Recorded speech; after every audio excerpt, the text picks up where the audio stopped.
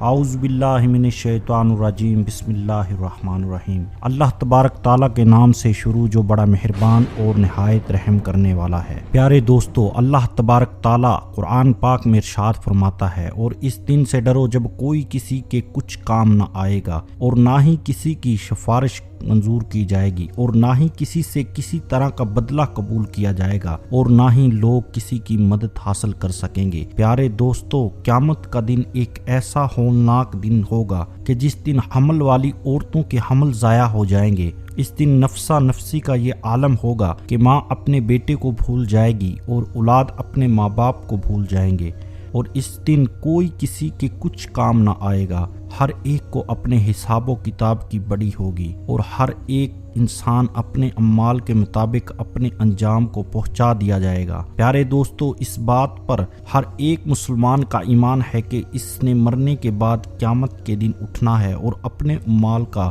بدلہ لینا ہے، کہ مرنے کے بعد بچوں کا حساب و کتاب کیسے ہوگا، اور کیا بچوں سے قبر کے اندر سوال و جواب کیے جائیں گے یا نہیں، اور کیا مرنے کے بعد بچوں کو بھی ان کی قبروں میں عذاب ہوگا یا نہیں، اور اس کے ساتھ ساتھ آپ کو یہ بھی بتائیں گے کہ مرنے کے بعد کافروں اور مشرکوں کے بچوں کے ساتھ کیا سلوک کیا جاتا ہے، اور کیا کافروں اور مشرکوں کے بچے مرنے کے بعد جنت میں جائیں گے یا نہیں، اور اگر کوئی معصوم بچہ کفر کر دے گا تو کس عمر میں اس بچے کے کفر کا اعتبار کیا جائے گا۔ پیارے دوستو، اس دنیا کو چھوڑنے کے بعد سب سے پہلے انسان کو کہاں داخل کیا جاتا ہے؟ وہ قبر ہے۔ قبر آخرت کے منازل میں سے سب سے پہلی منزل ہے، اور قبر سے ہی ہر انسان کا حساب و کتاب شروع ہو جاتا ہے۔ جو قبر کے امتحانات کو پاس کر لیتا ہے تو اس سے آگے آنے والے امتحانات اس کے لیے آسان ہوتے ہیں، اور جو قبر کے امتحانات پاس کرنے میں ناکام رہتا ہے تو آگے آنے والے امتحانات اس سے کہیں زیادہ سخت اور دشوار ہوں گے۔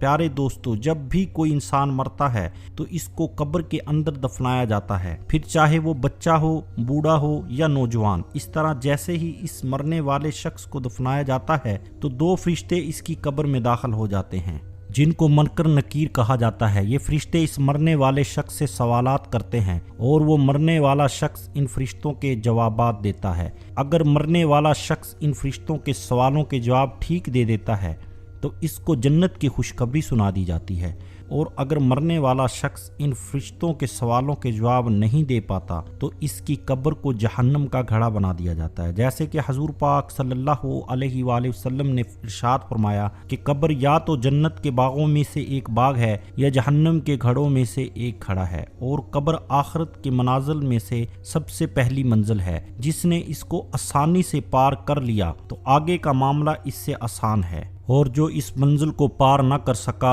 تو آگے کا معاملہ اس سے کہیں زیادہ دشوار ہے۔ پیارے دوستو، اب بات کرتے ہیں کہ اگر کوئی نابالغ بچہ بالغ ہونے سے پہلے مر جائے تو کیا اس سے بھی قبر میں حساب و کتاب لیا جاتا ہے اور اس سے بھی سوال و جوابات کیے جاتے ہیں؟ تو اس کے متعلق مختلف روایات ملتی ہیں۔ بعض روایات کے مطابق چھوٹے بچوں سے قبر کے اندر سوال جواب کیے جائیں گے، کیونکہ اللہ تبارک تعالیٰ قبر کے اندر ان مرنے والے بچوں کی عقلوں کو مکمل کر دے گا، اور پھر یہ مرنے والے بچے اپنی کامل عقل کے مطابق ہوں گے، فرشتوں کے ان سوالوں کے جوابات دیں گے۔ اور دوسری روایات کے مطابق بچوں سے قبر میں کوئی حساب و کتاب نہیں لیا جائے گا، کیونکہ بچے معصوم ہوتے ہیں اور وہ غیر مکلف ہوتے ہیں، لہٰذا اس وجہ سے بچوں سے قبر میں کوئی سوال اور جواب نہیں کیا جائے گا۔ پیارے دوستو، اب بات کرتے ہیں ان بچوں کی جو کافروں کے گھروں میں پیدا ہوئے یا مشرکوں کے گھروں میں پیدا ہوئے اور بالغ ہونے سے پہلے مر گئے، تو کیا ایسے بچے مشرک اور کافر کہلائیں گے، اور قبر کے اندر ان کے ساتھ کیا سلوک کیا جائے گا؟ تو اس کے متعلق حضرت عبداللہ ابن عباس رضی اللہ عنہ سے روایات ہے کہ جب رسول پاک صلی اللہ علیہ وآلہ وسلم سے مشرکین اور کافروں کے بچے کے بارے میں سوالات کیے گئے تو حضور پاک صلی اللہ علیہ وآلہ وسلم نے ارشاد فرمایا کہ اللہ تبارک تعالیٰ نے جب ان بچوں کو پیدا کیا تو اللہ تبارک تعالیٰ خوب جانتا تھا کہ ان بچوں نے بڑا ہو کر کیا کرنا ہے۔ اس طرح ایک حدیث میں آتا ہے کہ آپ صلی اللہ علیہ وآلہ وسلم نے ایک خواب دیکھا کہ حضور پاک صلی اللہ علیہ وآلہ وسلم ایک باغ میں ہیں اور ایک لمبے قد کا آدمی اس باغ میں چل رہا ہے اور اس کے آس پاس بہت سارے بچے کھیل رہے ہیں اور اس آدمی کا قد اتنا لمبا ہے کہ حضور پاک صلی اللہ علیہ وآلہ وسلم اس آدمی کو دیکھنے کے لیے اپنی گردن کو اوپر بلند کرتے ہیں، گویا کہ وہ شخص آسمانوں سے بات کر رہا ہے۔ تو حضور پاک صلی اللہ علیہ وآلہ وسلم نے حضرت جبرائیل علیہ السلام سے اس شخص کے بارے میں پوچھا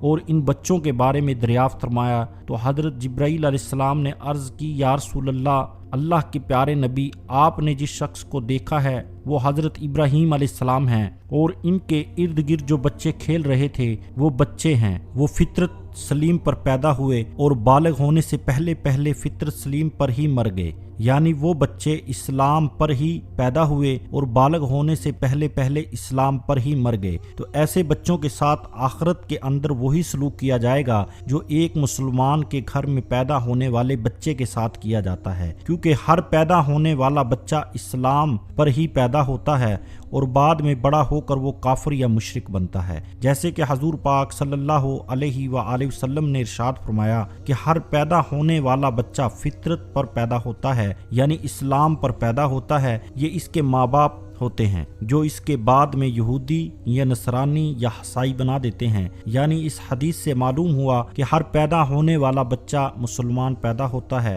اور بعد میں بڑا ہو کر اس کے ماں باپ اس کو کافر، مشرک یا عیسائی بنا دیتے ہیں۔ اگر کوئی بچہ کافروں کے گھر میں پیدا ہو لیکن وہ بالغ ہونے سے پہلے مر گیا تو وہ اسلام پر ہی مرے گا۔ پیارے دوستو، اب بات کرتے ہیں کہ بچے کی کس عمر میں بچے کے کفر کا اعتبار کیا جائے گا۔ تو اس کے متعلق روایات میں آتا ہے کہ بچہ جب عقل اور بالغ ہو جائے اور اچھے اور برے کی پہچان کرنے لگ جائے تو اس عمر میں اگر کوئی بچہ کفر کرتا ہے تو اس کے کفر کا اعتبار کیا جائے گا اور وہ بچہ کافر ہوگا۔ اور علماء کرام بیان فرماتے ہیں کہ اگر کوئی بچہ 7 سال کی عمر میں کفر کرتا ہے تو اس کے کفر کا اعتبار کیا جائے گا اور وہ کافر ہو جائے گا۔ پیارے دوستو، بات کرتے ہیں کافروں اور مشرکوں کے بچے جنت میں جائیں گے یا نہیں، اور اگر یہ بات جنت میں جائیں گے تو جنت کے کون سے مقام ان کو رکھا جائے گا۔ پیارے دوستو، اس کے متعلق مختلف روایات ملتی ہیں۔ بعض روایات کے مطابق جیسے مسلمانوں کے بچے جنت میں جائیں گے اسی طرح وہ بچے بھی جنت میں جائیں گے جو پیدا تو کافروں کے گھروں میں ہوئے لیکن بالغ ہونے سے پہلے فوت ہو گئے۔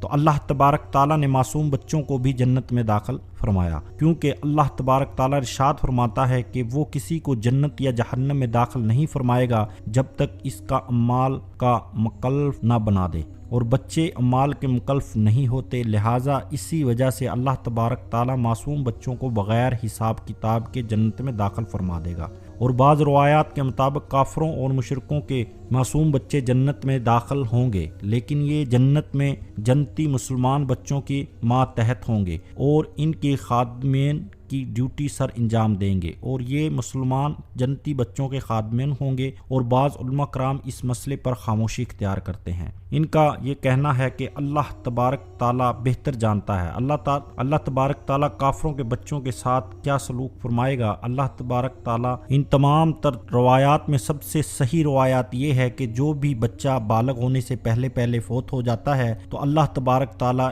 ان کو بغیر حساب کتاب کے جنت میں جگہ عطا فرمائے گا۔ اور بالغ ہونے سے پہلے مرنے والے تمام بچے حضرت ابراہیم علیہ السلام کی کفالت میں ہوتے ہیں اور ان کو حضرت ابراہیم علیہ السلام کے پاس رکھا جاتا ہے، پھر چاہے وہ مسلمانوں کے بچے ہوں یا کافروں کے بچے۔ اللہ تبارک تعالیٰ سے دعا ہے کہ اللہ تبارک تعالیٰ ہمیں نیک عمل کرنے کی توفیق عطا فرمائے اور ان تمام تر برائیوں سے ہمیں بچائے جن برائیوں کی وجہ سے پہلی قومیں ہلاک ہو گئی، اور اللہ تبارک تعالیٰ کی دردناک عذابات کے مستحق قرار پائیں۔ ہمارے چینل کو لائک اور سبسکرائب کر دیجئے، اس طرح کی ویڈیو روزانہ آپ کو دیکھنے کو ملیں گی۔ السلام علیکم۔